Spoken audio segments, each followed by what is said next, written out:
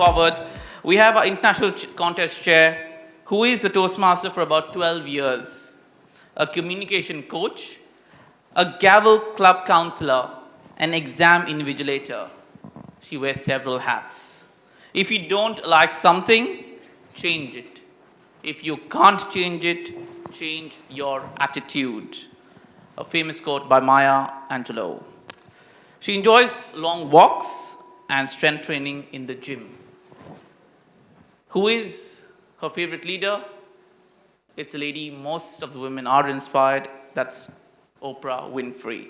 The reason being, on her talk show, the way she listens to her guests, cares for them, understands for them, and the kind of energy she brought along is truly inspirational. On that note, Toastmaster Taro Taryan. District leaders, division directors, area directors, contest officials, my dear fellow Toastmasters and guests, good afternoon to all of you. It is my privilege to be a contest chair for the District 127 Toastmasters Annual International Speech Contest 2023-24. The winner of today's contest will proceed to the region quarterfinal level. The purpose of today's contest is to provide an opportunity for speakers to improve the speaking abilities and to recognize the best as an encouragement to all. To provide an opportunity to learn by observing the most proficient speakers who have benefited from their Toastmasters training. Our chief judge today is DTM Ganesh Raman. Please join me in thanking the judges and the chief judge. Before we commence the contest, please allow me to state the rules for this contest. The contestants shall have 5 to 7 minutes to deliver their speech. A contestant will be disqualified if the speech is less than 4 minutes 30 seconds or more than 7 minutes 30 seconds. The contestants have been informed of the timing signals. For the benefit of the audience, the timing signals shall be as follows. The green light will be turned on after 5 minutes and will remain on. The amber light will be turned on after 6 minutes and will remain on. The red light will be turned on after 7 minutes and will remain on till the presentation is completed. No indication will be given to the contestant if he or she exceeds the time limit. Timing will begin with the contestant's first definite verbal or non-verbal communication with the audience. It has been confirmed that all the contestants are eligible to contest as per the TMI Contest Speech Rulebook for the Toastmaster year 2023-24.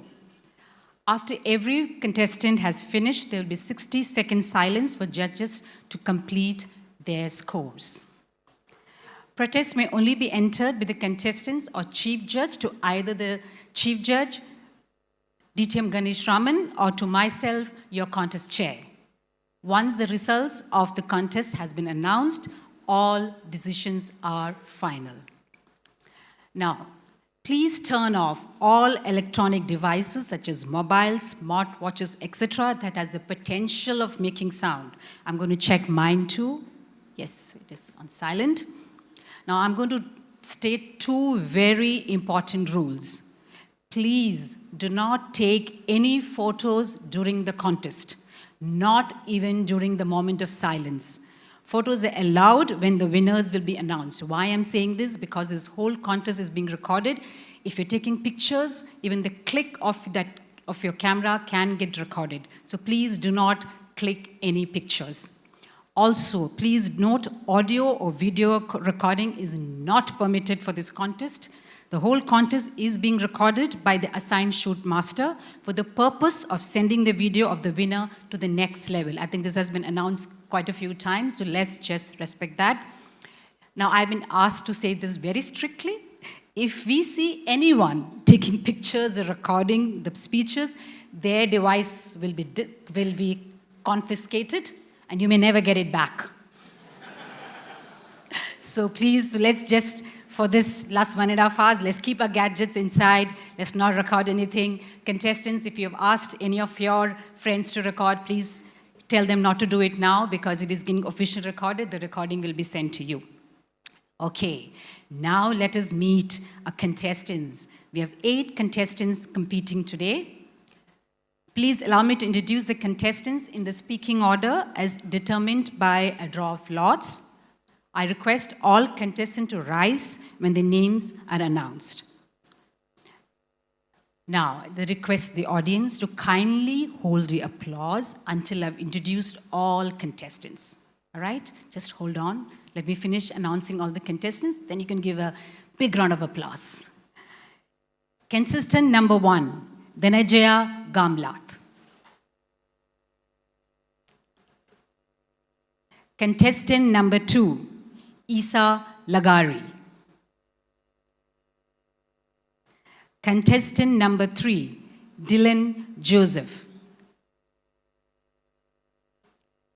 Contestant number 4, Prima Ktina. Contestant number 5, Taher Gadiwala. Contestant number 6, Banasri Brandon. Contestant number 7, Hashim Halim. Contestant number 7, Harish Bilgi. Number 8, sorry. Contestant number 8, Harish Bilgi. Now all of you can give a big round of applause to this amazing 8 contestants. Thank you, audience. Thank you. During the contest, I will introduce each contestant by announcing the contestant number, contestant's name, then the speech title, repeating the speech title, and contestant's name. Now, contestants, please note, this is your speaking area. It's marked by this white line. Please remember, please don't go beyond this the spotted lines. Even your hands should not go beyond because it's getting recorded. So it might not get captured. So contestants, please note, your hands should all remain within these lines. All right? Okay.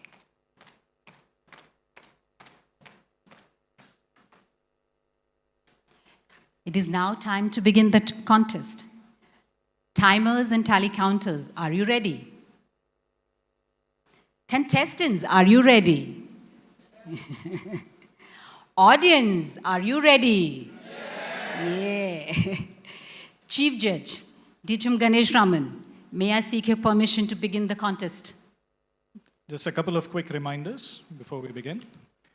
One, of course, we don't expect any protests, but in case there is a protest, it needs to be brought to my attention or the contest chair's attention before the results are announced, before actually the contest is adjourned.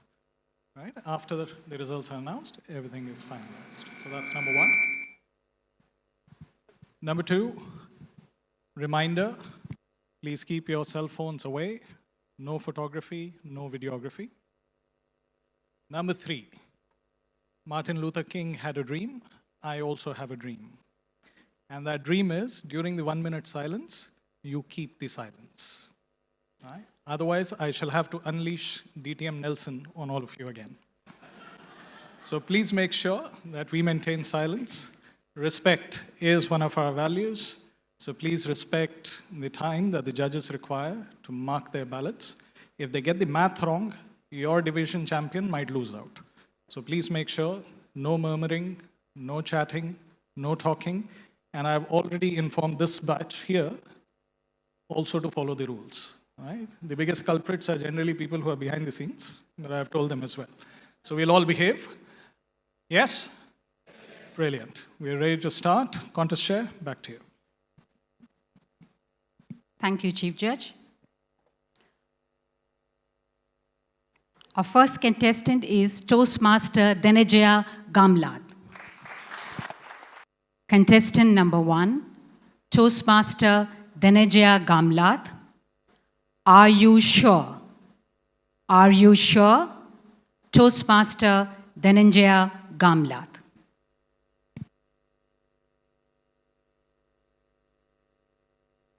It was a Monday morning. I was driving to office. Since the traffic was jammed, I decided to take an alternate road. Suddenly, I noticed a car coming from the wrong direction, flashing headlights at me constantly. Monday blues and guy's attitude got me furious. I got out of the vehicle, walked straight to him, and said, "If you are selling your brain, that would be very expensive. It's brand new. You haven't used it at all."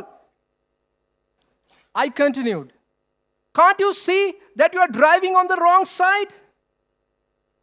Contestant, ladies and gentlemen, person behind the wheel lowered the shutter, put his head out of the window, and asked me sarcastically, "Are you sure?"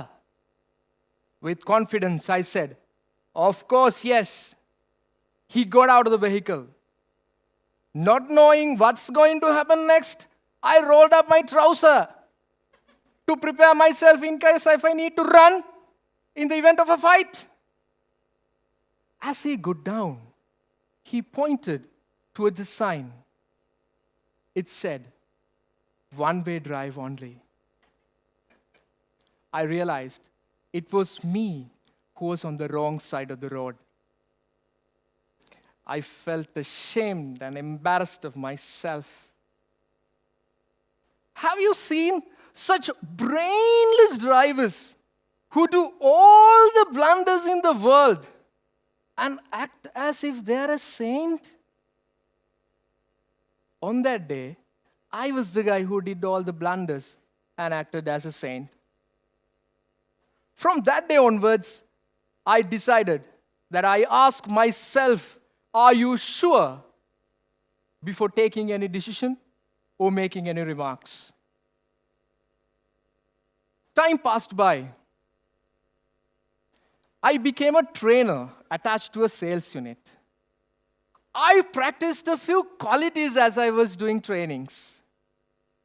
Discipline was one of them. I was so strict on the starting time. Right after training started, I closed the door. One day, a lady walked in after I started the training. She wanted to join the training despite being late. I wanted to send her back. But before that, I asked myself, "Are you sure? Are you doing the right thing?" Yes, indeed. I'm inculcating discipline in my training. I gently told her that I couldn't take her in. She went back to her department with eyes full of tears.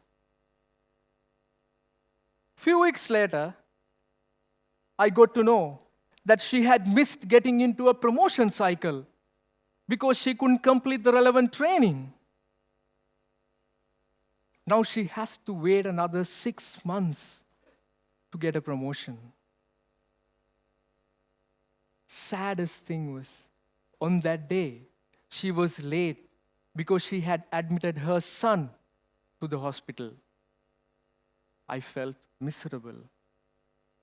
I asked myself again, "Are you sure? Isn't there a missing piece?" It took me several years. Made a joke of myself. Destroyed someone's dream promotion to realize this missing piece. The missing piece, it is to see things through the eyes of another. It is to listen things through the ears of another. Most importantly, it is to feel things through the heart of another. Only when I can perceive and understand things from my side and from the other side, I found the answer to the question, "Are you sure?" Many times we judge a situation in a hurry. We judge a book by its cover. When you are in such a dilemma, pause for a moment. Analyze the situation from others' point of view. Listen to them and feel them. And ask yourself, Are you sure? This quality of seeing things from the other shoe made me a mentor. One day, while I was delivering one mentoring session, one student wanted to talk to me. As I was listening to him, he told me a long story about his girlfriend and about their breakup. Now she's with another boy. I did nothing but listen to him for 1.5 hours. At the end of 1.5 hours, he took a knife out of his pocket and gave it to me. I came to stab her. Luckily, I met you. Thank you. On that day, I realized just a simple act of listening to someone and empathizing with them without any judgment can indeed save their lives and others too. Ladies and gentlemen, do you see things through the eyes of another? Do you listen through the ears of another? Do you feel through the heart of another? Are you sure?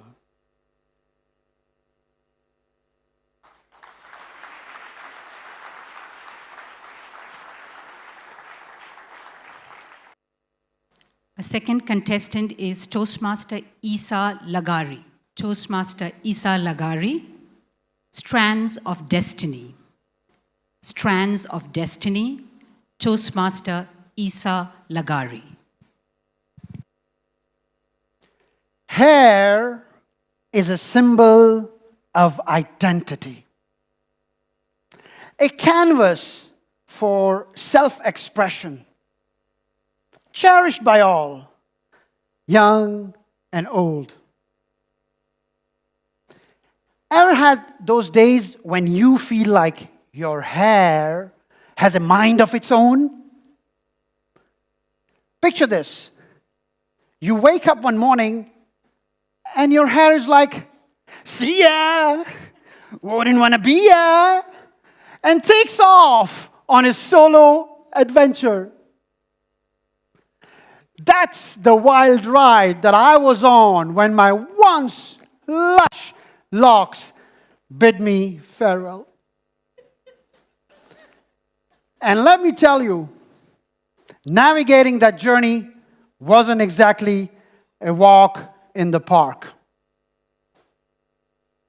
Esteemed audience, let me take you on a follicular journey that involves drama, a questionable decision, and a wig named Wiggles. Growing up in the 80s was a hairy affair. Quite literally, my hair was so dense that barbers considered it their personal hedge trimming challenge. The snipping sound of the scissors clipping through my hair was their symphony, like gardeners clipping their favorite shrubs. Quatch, quatch, quatch.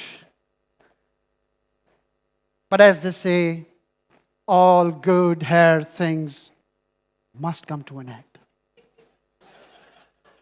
Armed with some pocket money and the confidence that only a teenager from the 80s could possess, I strolled in a nearby supermarket's manscaping product corner.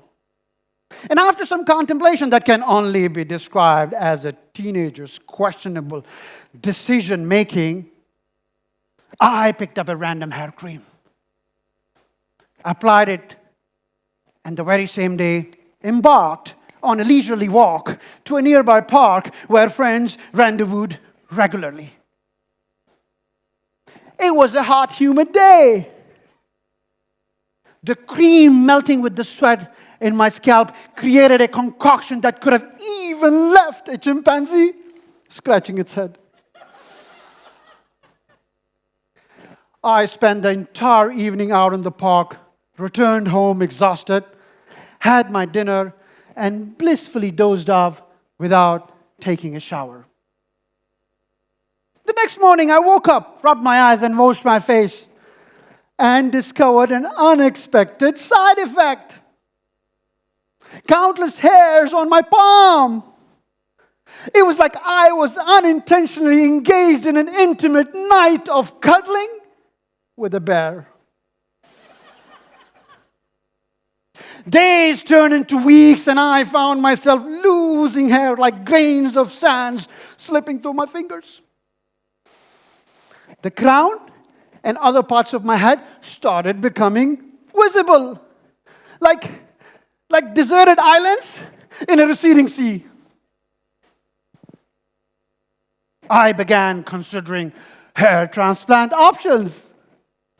But let's face it, back then, I wasn't ready to have a donor area scar at the back of my head. And instead, I embraced the world of high-quality wigs and proudly named my wig the Wiggles. Now, during my wigged out days, I landed a modeling gig for sunglasses. My confidence soared, and for a while, I felt on top of the world, even if Wiggles was doing most of the heavy lifting. However, every hero has a kryptonite, and for me, it was the itching and the sweating that came with the wig. Physical activities became a distant memory, and my life took a sedentary turn. I even had to give up on my favorite roller coaster ride for fear that my beloved Wiggles could take an unexpected plunge. This prolonged wig charade impacted my health, punctuality, and my overall well-being for 5 long years. And then, and only then, a Hollywood revelation struck me.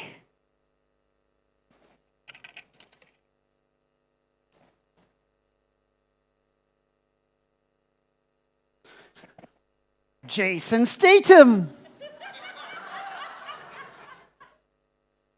By show of hand, at least who has seen one movie of Jason Statham? So you know what I'm talking about. How could a famous superstar like him confidently rock the half-ball look while I clung to my fake follicles? I decided to take matters in my own hands, or rather my own head, and channelized my inner Statham and took the plunge by bidding farewell to my loyal companion, Wiggles, and embraced the Statham style and looks with gusto. And let me tell you, the freedom felt as liberating as a bird escaping a bad hair day. Now, don't get me wrong. I respect those who choose to wig it out or even opt for a hair transplant. It's only that Wiggles and I had our run and it was time for me to let go. Honorable judges, respected guests, and my fellow Toastmasters, life's too short for a hairy charade. Let's embrace authenticity and be our own superstars. And remember, sometimes it takes a little humor, a lot of courage, and the right inspiration to reveal the true you. Whether it's a celebrity or someone closer to home, let their courage ignite that spark within you to take that first step towards embracing your true self. Curtis Chair. Thank you very much. Our third contestant is Toastmaster Dylan Joseph. Contestant number 3, Toastmaster Dylan Joseph. The Gap. The Gap. Toastmaster Dylan Joseph. When I was 4 years old, I was acting out the role of Incredible Hulk, my favorite superhero. Hulk was inside the TV on top of a tall building. Now I was inside the house on top of my mom's sewing machine. Imitating him, I jumped from that sewing machine, boom, shattered the sofa, and broke my hand. We know heroes don't cry, so I didn't. My supermother, she didn't cry. She screamed and rushed me to the hospital. I saw tears in her eyes when the doctor said, "We cannot fix him." Contest chair and my dear fellow heroes, do you have a part in your life that no one could fix and you're still worried about it? Well, I remember the days that my worries started. I was 13 when I wanted to play cricket for my school. One day at cricket practice, the coach was instructing, "Boys, let's do some catching practice. Eyes on the ball, hands together. If you miss the catch, 1 full round and 10 push-ups." Remember? Eyes on the ball. I was eagerly waiting for my turn. The ball came super fast, fell right through my hand, had a good knock on my knee. With a greater pain, I looked at my hands. I saw the gap between them. And I saw the gap in my life. I almost gave up. But I thought, why not a bigger ball? So I practiced basketball for 3 years. All the matches I was on the bench. I never qualified to represent my team because of my gap. I thought to hide behind my gap and give up on my dreams. Have you ever felt the same? To hide and to give up? Well, you're not alone. I have felt it more than 1,000 times. After a month of Sundays, I approached my dad. "Dad, I'm trying, but nothing seems to be working in me."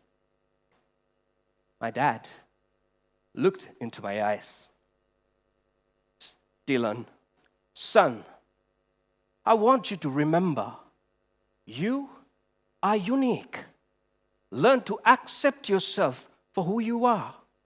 If you do so, you will wake up to the real you." That evening at the church with my prayers, "I once was lost, but now I found." I heard a strange voice. "Join the choir." Now to see, the lady next to me was listening to my prayers, and she was, "Join the choir, join the choir." I joined the choir. I sang solos, duets, 4-part harmonies, all sort of music. I fell in love with my voice. Now, being a chorister, percussion was my favorite instrument. But every time I tried to play, I missed the rhythm of the beat because of my gap. I thought to myself, am I going to miss the rhythm of my life? I remembered my father's words. Accept yourself for who you are, and you will wake up to the real you. Later, I became a manufacturer of percussion instruments, even though I cannot play them. Time passed by. I reached the prime age of my life to find the love of my life. My parents introduced me to a girl. She was a beauty, and I was the beast, said my friends. Not only that, I had my gap. Deep down in my heart, I was thinking, would she accept me? I remembered my father's words. On a dustling night, under the bright moonlight, I went down on my knee. And I asked her,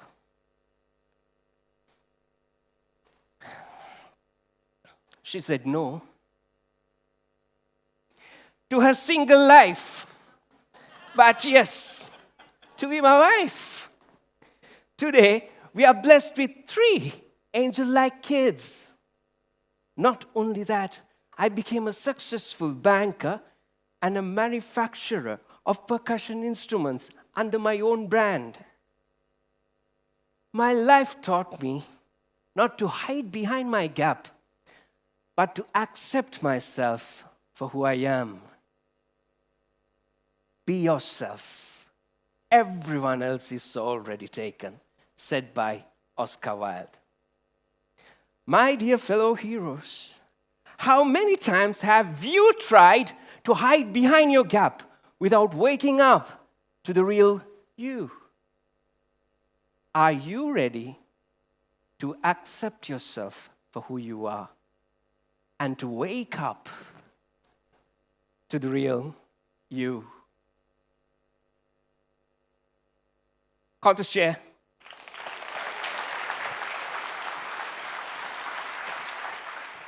Our 4th contestant is Toastmaster Prima Ktina. Contestant number 4, Toastmaster Prima Ktina. Go left. Go left. Toastmaster Prima Ktina. The eyes of my family and friends was glued to the cake batter I was kneading. And as a performer, I was enjoying the attention. Mama, it's salt! Oh, shoot! Accidentally, I added salt instead of sugar. I saw the same pair of incredulous eyes now look back at me aghast. I then quickly mixed and matched the ingredients and turned the batter into yummy, crunchy, salty biscuits. And then my dedicated fans devoured them in no time. And then it was just over in fraction of a second. Dear friends, don't allow panic and disappointment to grip you when things go wrong, because life may be waiting for you with more exciting opportunities a dream offer.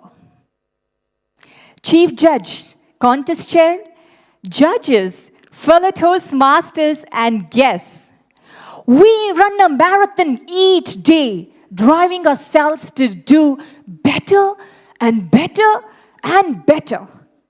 But at times, things can still go wrong. Living the finishing line just a dream. Sometimes the sweetest victories comes from unexpected detour. In the early 90s, my sister Priya's dream was to soar high into the skies, sail into the clouds as an air hostess. She was excited to receive her first ever admission interview call from the Jet Airlines back in India.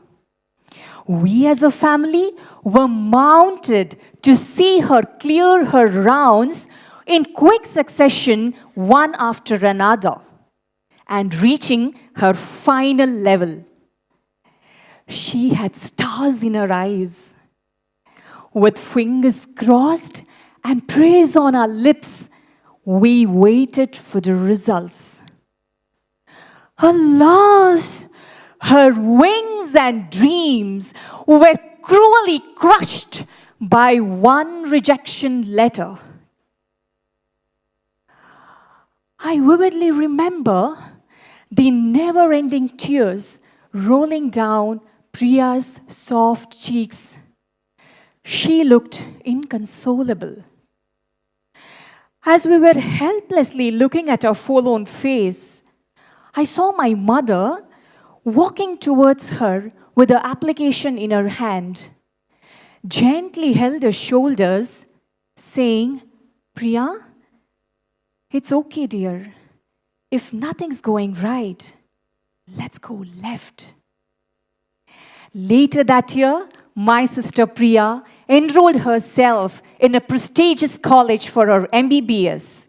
Today, she's a renowned doctor who is healing lives rightly by taking left.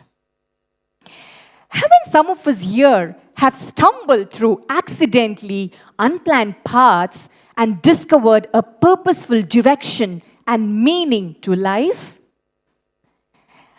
Certain times, circumstances dictate that change of direction is the only way to move forward.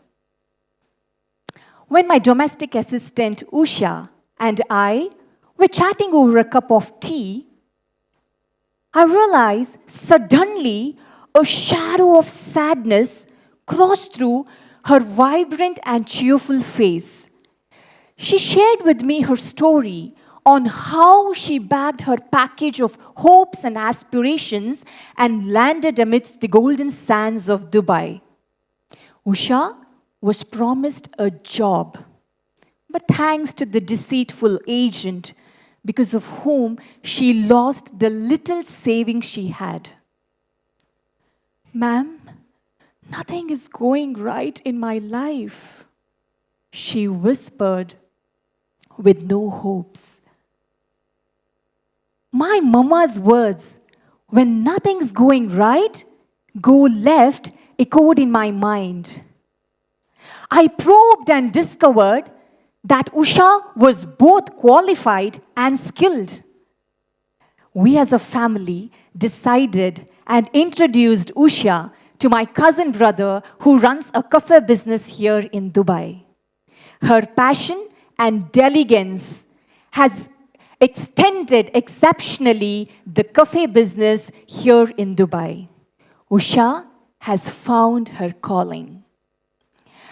Dear fellow Toastmasters and guests, there is not a single path, but several paths that leads us to success and fulfillment. All you need is the courage to believe and have an unwavering belief that change of direction is not a failure. When I contemplate my life, I've realized that many a times by taking left, I've always been in the right place that is meant to be for me, be it my personal life or my professional life. In the pursuit of improving my communication and leadership skills, with unexpected detour, I was introduced to this magical fraternity, Toastmasters International, and today I am rightly living my dreams.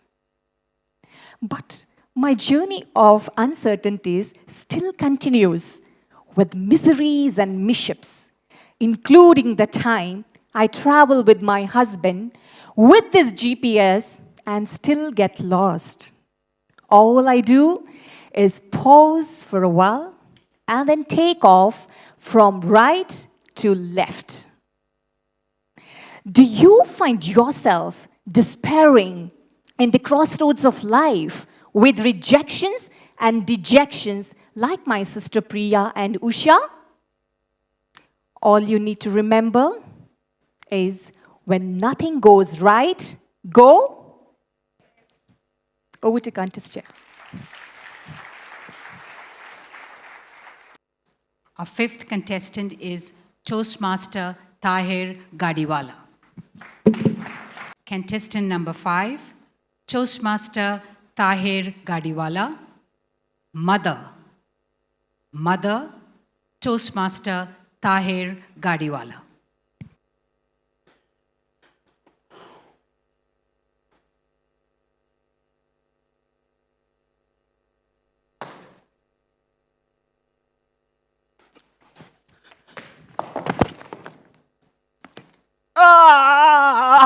Mummy!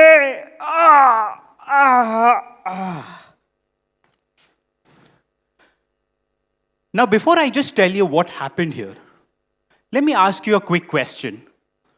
Who's the first person that comes to your mind when you're hurt, physically or emotionally?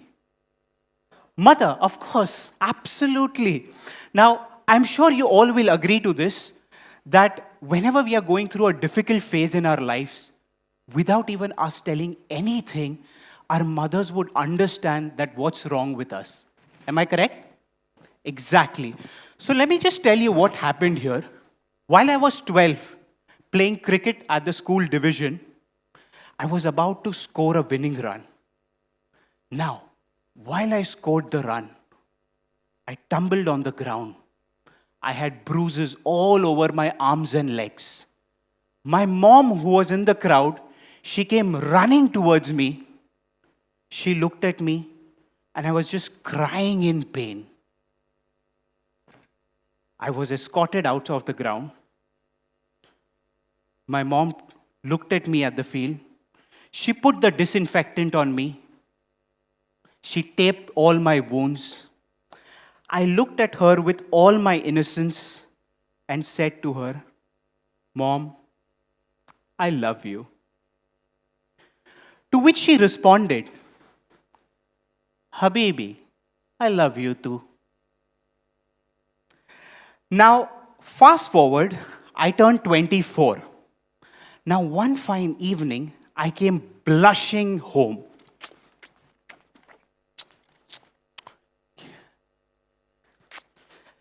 I came here, my mom was sitting on her favorite recliner, scrolling through the Facebook.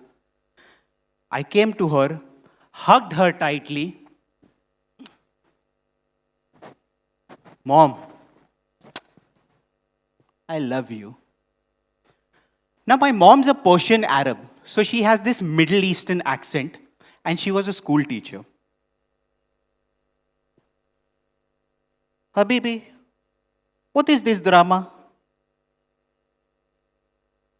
You think you are some Bollywood superstar? Yeah? Look, don't do drama in front of me. Put the phone number of that girl here. I will talk to her. I will call her parents and we'll get you married. Yalla, go from here. Go. I'm busy. Go."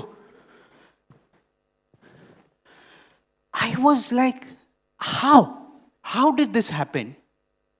But as they say, life moves on. After 4 years of my marriage, one fine evening, I called up my mom, and in a very depressing tone, I told her, "Mom, I love you." Now, I thought she disconnected the call. But after a few seconds, I heard something on a harsh tone. "Habibi, what is your problem now? Look, that girl is your problem now. Okay? So don't talk to me about her. You take care of it. She's your problem now. Take care of it. Go." Exactly after 1 year of that conversation, I went through a divorce. It was a painful and traumatic experience. I was utterly disconnected from the world. I never responded to any calls from my friends, from my family, even my parents. My mom used to call me 12 times a day, but I refused to answer her call. You know why? Because I used to think everyone is wrong at this point of time, and no one is here to support me in this struggle. But then one dark evening, I got a voice note from my father. And this is how it's read. Son, you've not spoken to your mom for months. She's just had a stroke. And she's constantly mumbling about you.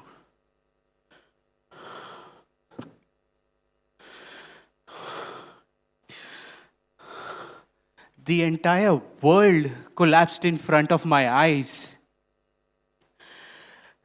Somehow I gathered my strength up. I picked up my bag. I rushed to the airport to catch the next flight. Once I landed, I went to the hospital, and there where I see my mom on the bed, so weak and frail. But the moment my mother saw me, her eyes just lit up. She got up. I kept my head on her lap.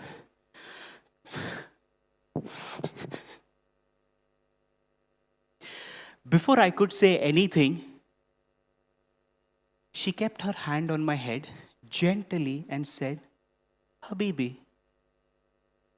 I don't know what was wrong with you, but I understand that you are going through a difficult phase. No matter what happens to you, let the entire world stand against you. But I'll still be standing by your side because I've known you 9 months more than anyone else. That's the moment I realized that how does our mother know so much about us? Because we were in her beautiful world called as womb for 9 months. We've breathed through her. We've eaten through her. 2 souls connected in one body. Without our mothers, we are nothing. Literally. So I urge you that the next time when you get a call from your mother, no matter what you are doing, where you are, leave everything aside and say the most beautiful words to the most beautiful angel on this earth. Mom, I love you. Contest chair.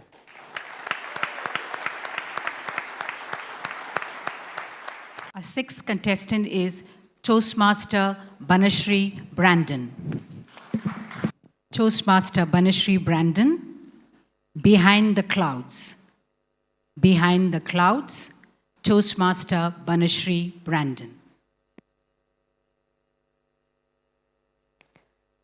When you all travel by aircraft, don't you feel like be the first person to get off the plane? Not me. I love to be the last one so that I get a chance to steal a glimpse of the cockpit.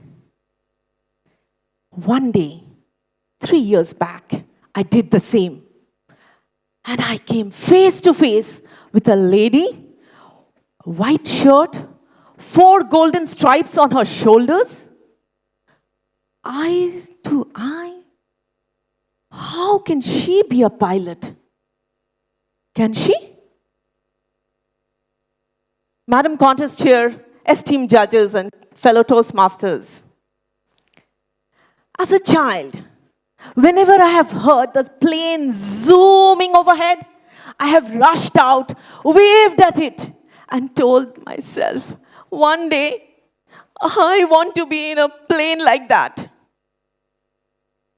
On my 15th birthday, when my family had gathered around the dinner table, I begged to my father, Baba, I want to learn to fly.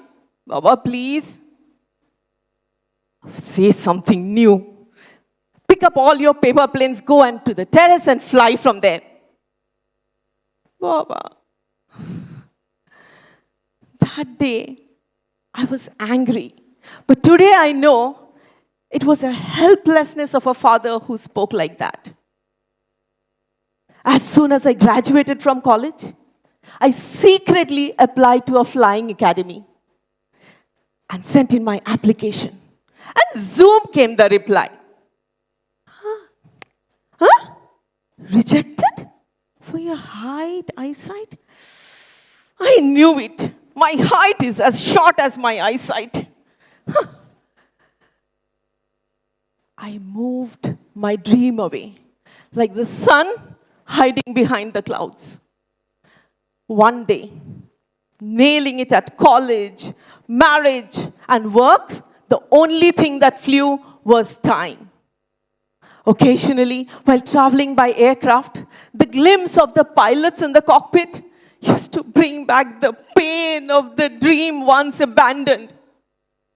Until that day, when I saw that lady, my height, in a white shirt, 4 golden stripes on her shoulders.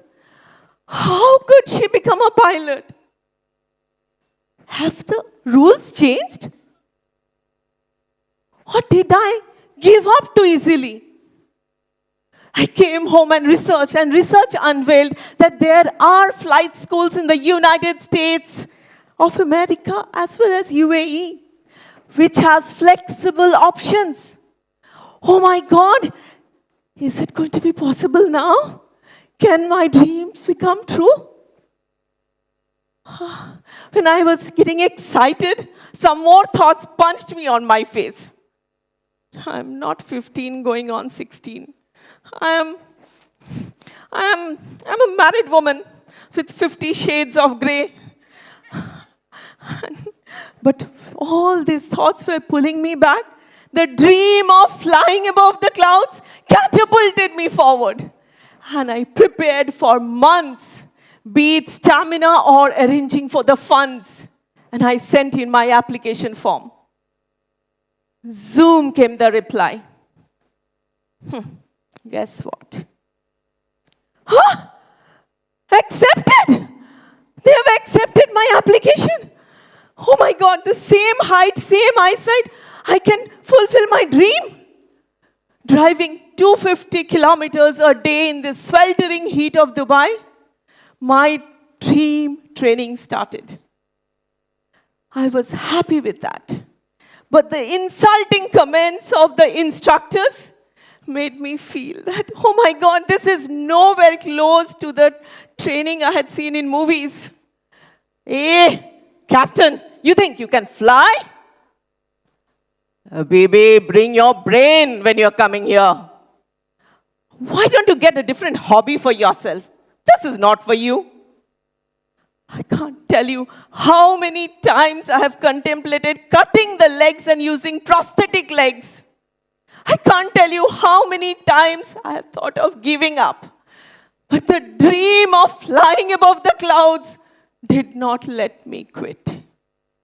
After 15 months of those harsh training, a person who could not even turn on 3 buttons of a timer device started navigating a complicated dashboard of an aircraft, taking on the spot decisions, calculations, just like handling table topics.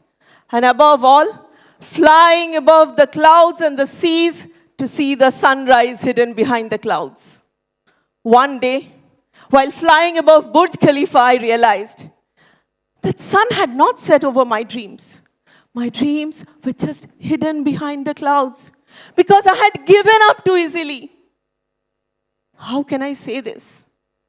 31st of December 2023, that little girl's dream of flying above the clouds got fulfilled as she became Captain Banasri, authorized by General Civil Aviation Authority. And guess who was my first passenger apart from my instructor? It was my father. He had tears in his eyes. I don't know whether it was from pride or the turbulence of the flight, but it marked a poignant moment in my life. Fellow dreamers and Toastmasters, what is that one dream of yours that you feel is hidden behind the clouds? You want to be a profound motivational speaker? Dribble the ball like Messi? Today on Mother's Day, I remember what my mother used to say. If you have a dream and you want to make it a reality, never give in. Never give up. Give all that you have.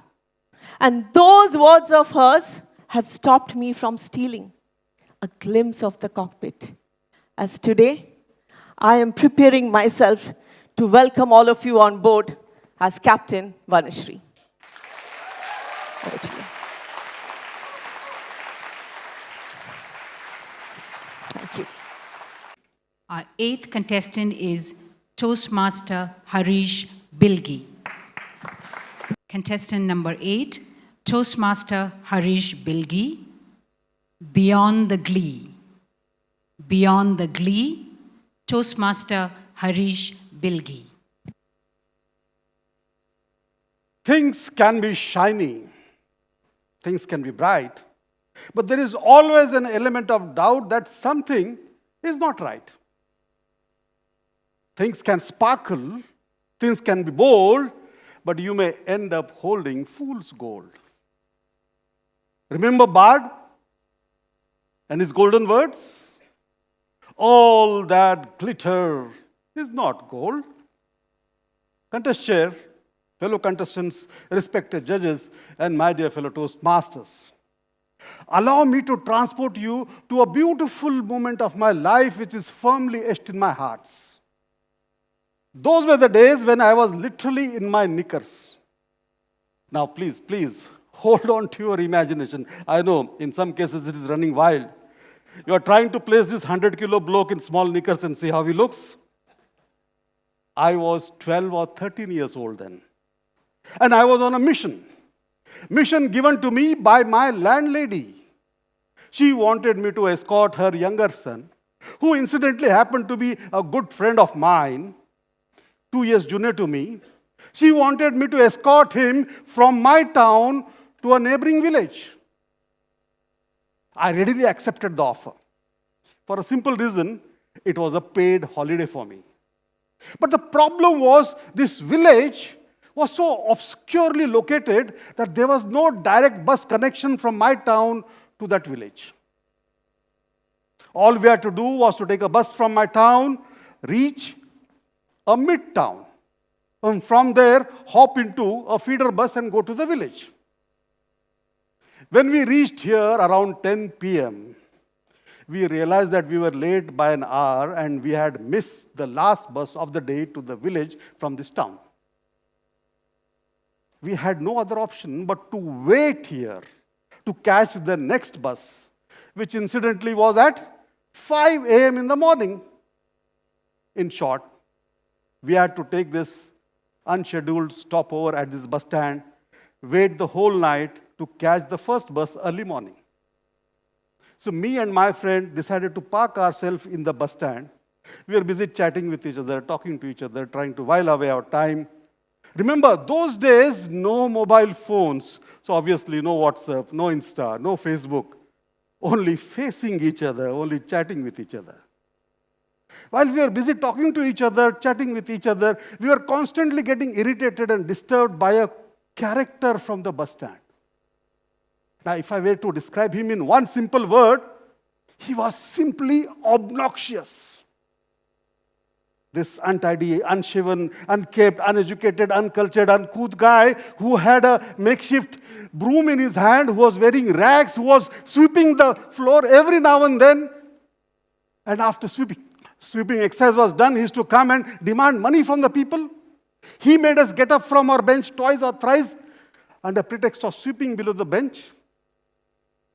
Moment he used to come near you, he used to stink like rotten eggs. Yuck! Disgusting character. Just to get rid of this disgusting character, we decided that we'll leave the bus stand. So we went out, took a stroll, had light dinner, and in the dead of night, we returned back to the bus stand. At this deadly hour, this deserted bus stand of this desolate village had gained a deadly look, haunted look. No sign of any human being moving around, not even this beggar. We saw a few people sleeping on the benches or on the floor. So we also went and occupied one of those empty metal benches and sat. As the night grew older, things became colder. I can still remember chattering of my teeth, knocking off my knees because of that deadly cold. Without blanket, without cover, we were literally in a huddle. We were hugging each other. And God knows when we just dozed off in that position. After a few hours, there was a commotion. I felt someone was trying his level best to wake me up, shake me up. Hey, bacha, utho, bacha, bas, bacha. In that confused state of mind, when I tried to open my eyes, I was taken aback. I saw this beggar trying to wake me up. I didn't know how to react then. But then, it took me a while to realize that we were in the warmth of a cocoon created by this beggar for us. We were sleeping on his bed. We were covered by a torn but warm rug belonging to beggar. Maybe in the dead of night, looking at these two young boys shivering on this bench, he would have lifted us and caught us on his bed, gave us this blanket. This disgusting, obnoxious character of yesterday had turned himself into a distinguished gentleman today. And now, he was waiting there with 2 cups of hot tea for us, our bed tea.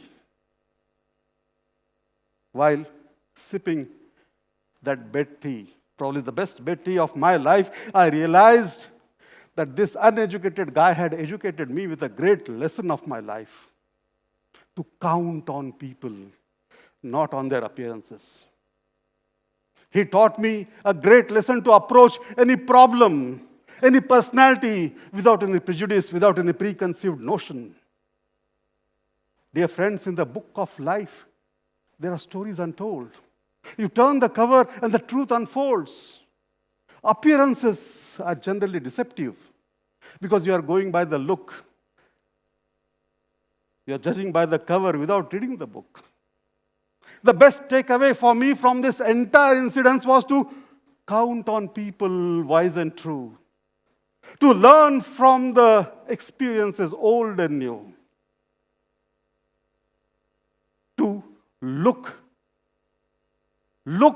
at the experiences and see what lies beneath is beauty beyond glee.